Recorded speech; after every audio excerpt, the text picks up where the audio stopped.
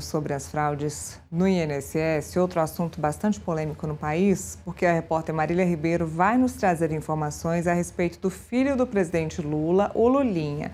Marília, ele admitiu que fez uma viagem com o careca do INSS, foi isso?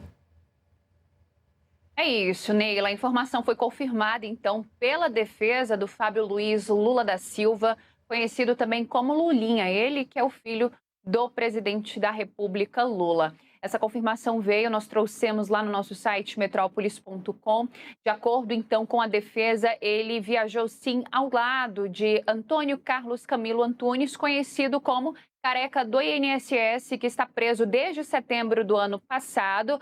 De acordo com as investigações da Polícia Federal, o careca do INSS, ele fraudou aí os pagamentos de aposentados e de pensionistas do INSS. O nome de Lulinha, ele chegou a aparecer ali nas investigações e de acordo também com os parlamentares, principalmente ali de parlamentares voltados à CPMI do INSS, ele receberia uma mesada do careca do INSS no valor de R$ 300 mil.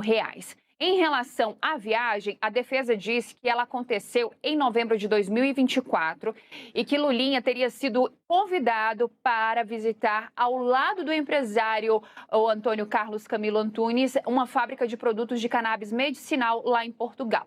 Além disso, a defesa afirma que a visita não resultou em parceria comercial e que não se sabe se a viagem foi custeada pelo careca do INSS ou então pela empresa portuguesa. No entanto, Neila, a defesa nega aí que o Lulinha ele tenha firmado negócios ou então recebido valores do empresário.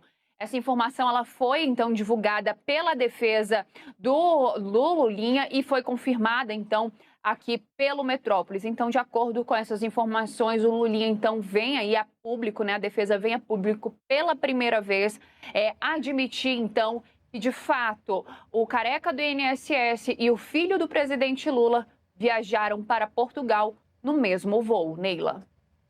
E por falar em Lulinha, a defesa dele se colocou à disposição para um possível depoimento, Marília. O que você tem de informação sobre isso?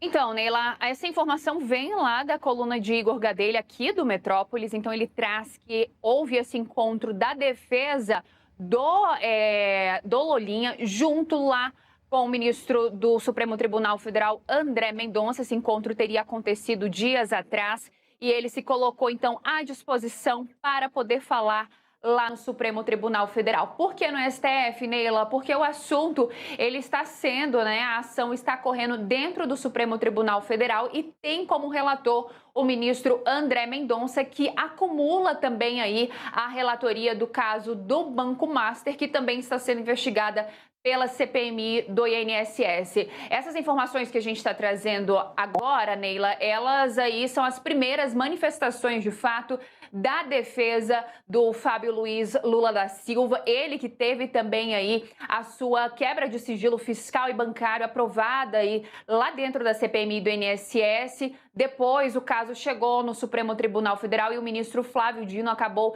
fazendo a suspensão dessa quebra de sigilo e agora o plenário da corte deve definir se de fato essa suspensão vai valer ou se essas quebras de sigilo elas devem acontecer. CPMI do INSS que entra na sua reta final, trabalhos devem ser finalizados aí no dia 28, caso esses trabalhos não venham ser prorrogados pelo presidente do Congresso Nacional, Davi Alcolumbre. A gente lembra que lá na Suprema Corte, os parlamentares que fazem parte da CPMI do INSS solicitaram ao Supremo Tribunal Federal e pediram que o relator desse pedido fosse André Mendonça para uma prorrogação. Essa prorrogação vem, Neila, devido de acordo com os argumentos do senador e presidente da CPMI do INSS, Carlos Viana, devido à quantidade de materiais que foram apreendidos tanto em relação ao Banco Master, quanto essas novas informações, principalmente aí voltadas para o filho do presidente Lula, que é um dos nomes que vem sendo aí,